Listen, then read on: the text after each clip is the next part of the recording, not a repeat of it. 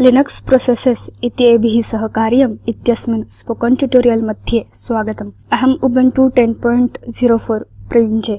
वयं चिन्तयामः यत् लिनक्स प्रणाल्याः आरम्भम् आदेशानां प्राथमिकसंकल्पनां च भवान् जानाति।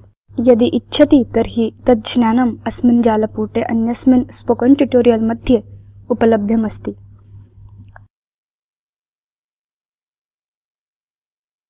अपि च जानातु यत् लिनक्स अक्षरसंवेद्यम् अस्ति इति। अस्मिन् ट्यूटोरियल मध्ये विशेषत्वेन अनुक्ताः सर्वे आदेशाः लघु अक्षरैः टङ्किताः सन्ति। आदौ प्रक्रिया इत्युक्ते किम् इति वदामि।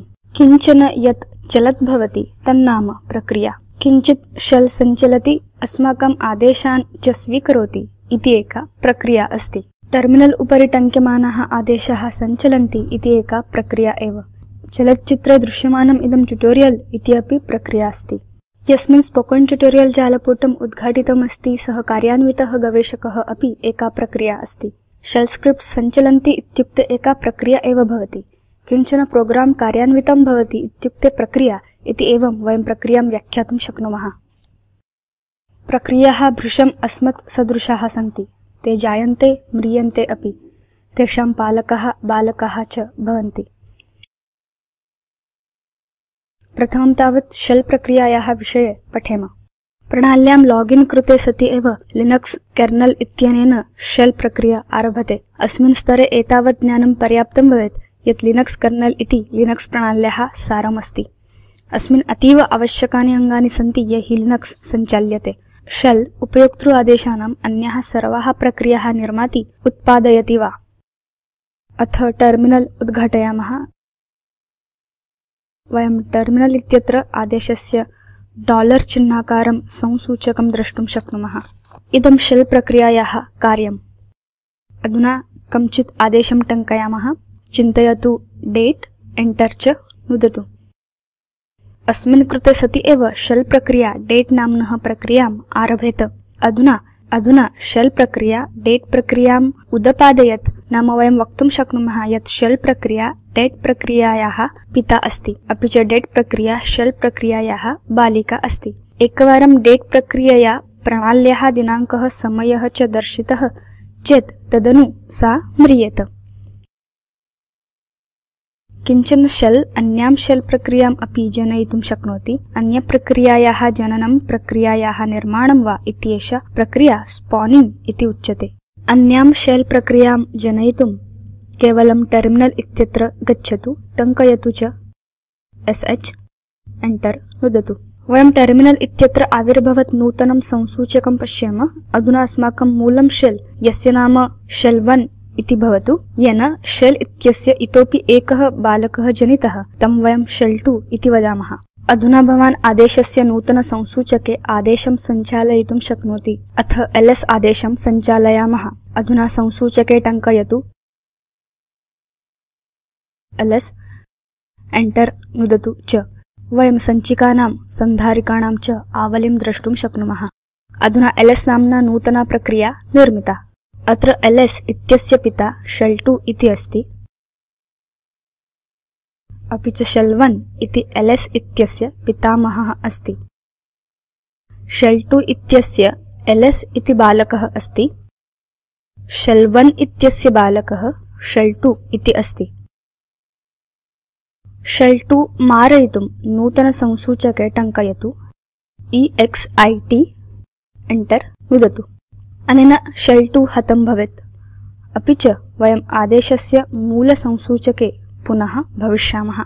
प्रक्रिया वयं च इति अनयोः सादृश्यं मनसि धृत्वा एव वयं ज्ञातुं शक्नुमः यत् अस्मासु प्रत्येकस्य केचन धर्माः भवन्ति ये अस्मान् अभिज्ञापयन्ति। ते विशेषाः अस्माकं नाम, पितृनाम, जन्मदिनाङ्कः, पैन कार्ड क्रमाङ्कः इति एते भवितुम् अर्हन्ति। तथैव प्रक्रियाणाम् अपि विशेषाः भवन्ति, यथा PID process ID, PPID parent process ID, start time इत्यादयः। एषु बहवः धर्माः कर्नेल इत्यनेन प्रोसेस सारण्याम् अनुरक्षिताः भवन्ति। एकमात्रं पूर्णाङ्कमूल्यं PID इति उच्यते, येन प्रत्येकं प्रक्रिया स्पष्टा भवति। प्रक्रियाजननसमये एव कर्नेल इत्यनेन PID विधीयते। पितृप्रक्रियायाः PID नूतनप्रक्रियां जनयति। चिन्तयतु P1 इति P1 प्रक्रियायाः PPID इति उच्यते। विद्यमानस्य शेल इत्यस्य PID द्रष्टुं संसूचके टङ्कयतु इको स्पेस $, एंटर नुदतु। एकः क्रमाङ्कः दृश्येत, स एव विद्यमानस्य शेल इत्यस्य PID स्यात्।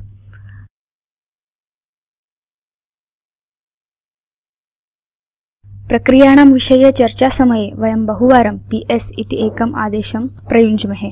PS इत्युक्ते प्रोसेस स्टेटस इति आदेशः प्रणाल्यां सञ्चाल्यमानाः प्रक्रियाः दर्शयति। यदि वयं एनम् आदेशं कमपि पर्यायं विना सञ्चालयामः तर्हि किं भवति इति पश्यामः। टङ्कयतु PS, एंटर नुदतु। इत्थम् उपयोक्तुः स्वामित्वे विद्यमानानां सर्वासां प्रक्रियाणाम् आवलिं पश्येम। CMD इति शीर्षकस्य अधः भवान् प्रक्रियायाः नाम द्रष्टुं शक्नोति। एतत् विहाय भवान् द्रष्टुं शक्नोति PID, TTY अथवा कंसोल यत्र प्रक्रिया सञ्चलन्ती अस्ति। यदा प्रक्रिया आरब्धा तदा आरभ्य एतत् टाइम इत्युक्ते टोटल प्रोसेसर टाइम उपयुज्यमानमस्ति। मम यन्त्रे इदं प्रक्रियाद्वयं दर्शयति। एका अस्ति बैश नाम शेल प्रक्रिया यां वयम् उपयुञ्जानाः स्मः। अन्या अस्ति सैव PS प्रक्रिया।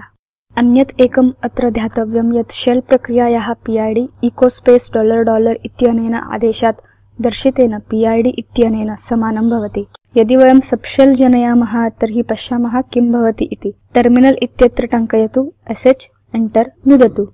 अधुना नूतनपङ्क्तौ आविर्भवति नूतने संसूचके टङ्कयतु PS, एंटर नुदतु। अधुना अस्याम् आवल्यां प्रक्रियात्रयं पश्यामः। तत्र SH इति इतोपि एका प्रक्रिया संयोजिता। अत्र पुनः जानातु यत् बैश प्रक्रियायाः PID समानमेव भवति यथा पूर्वं दृष्टम्।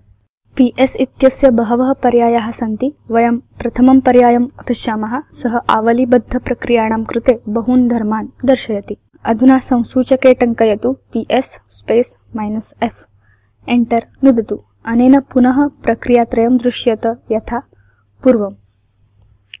बैश, SH, PS -F च। अत्र भेदः नाम इदानीं केवलम् अधिकाः धर्माः सूचिबद्धाः। UID यूजरनेम ददाति यः प्रक्रियाम् आरभत, तथैव इदं PPID अपि दर्शयति यत् पितृप्रक्रियायाः PID अस्ति येन च प्रक्रिया निर्मिता अस्ति। यथा पश्यतु बैश प्रक्रिया SH प्रक्रियायाः पिता अस्ति, अतः बैश इत्यस्य PID SH प्रक्रियायाः PPID इत्यनेन समानं भवति। तथैव SH प्रक्रिया PS प्रक्रियायाः पिता अस्ति, अतः SH प्रक्रियायाः PID PS-F प्रक्रियायाः PPID इत्यनेन समानं भवति। C इति अक्षरं प्रोसेसर यूटिलाइजेशन द्योतयति। साम्प्रतम् इदं प्रक्रियायाः कालावधौ उपयुज्यमानस्य प्रोसेसर इत्यस्य प्रतिशतं प्रयोगस्य पूर्णाङ्कमूल्यम् अस्ति। अस्मिन् सन्दर्भे इदं शून्यत्वेन दर्शितं भवेत् यतोहि अत्र प्रयोगः न्यूनः अस्ति। S टाइम क्षेत्रं प्रक्रियायाः आरम्भसमयं वदति। अवशिष्टम् अस्माभिः PS इत्यस्य सञ्चालनसमये आदावेव दृष्टमस्ति। प्रक्रियायाः प्रकारद्वयं भवति। प्रथमा उपयोक्तृ प्रक्रिया, सा उपयोक्तृभिः आरभ्यते यथा PS अथवा तन्निमित्तं सञ्चाल्यमानाः बहवः आदेशाः। अन्या अस्ति प्रणाली प्रक्रिया। इमाः प्रक्रियाः प्रायः प्रणाली आरम्भसमये अथवा यूजर लॉगिन समये प्रणाल्या आरभ्यन्ते। प्रणाली प्रक्रियायाः उदाहरणं बैश इति भवितुम् अर्हति। कदाचित् अस्माभिः सर्वाः प्रक्रियाः द्रष्टव्याः भवन्ति यथा प्रणाली प्रक्रिया, उपयोक्तृ प्रक्रिया च। ततः वयं -E-A च इति पर्यायौ प्रयुञ्ज्महे। टर्मिनल इत्यत्र गच्छतु, संसूचके टङ्कयतु PS स्पेस -E, एंटर नुदतु। वयं प्रक्रियाणां दीर्घाम् आवलिं द्रष्टुं शक्नुमः। अनेकानि पर्णानि युगपत् द्रष्टुं संसूचके टङ्कयतु PS space -E space vertical bar space मोर, एंटर नुदतु। बहूनां प्रक्रियाणाम् आवली एकस्मिन्नेव गवाक्षे मातुं मोर कारणीभूतं भवति इति वयं जानीमः। यदा एंटर नुदामः तदा वयं प्रक्रियाणाम् आवलिं द्रष्टुं शक्नुमः। अस्याम् आवल्यां प्रथमा प्रक्रिया आकर्षिका अस्ति। एषा इनिट प्रक्रिया इति उच्यते। अस्याः एव अन्याः प्रक्रियाः उत्पद्यन्ते। अस्याः एकम् इति PID भवति। संसूचके पुनः आगन्तुं Q नुदतु।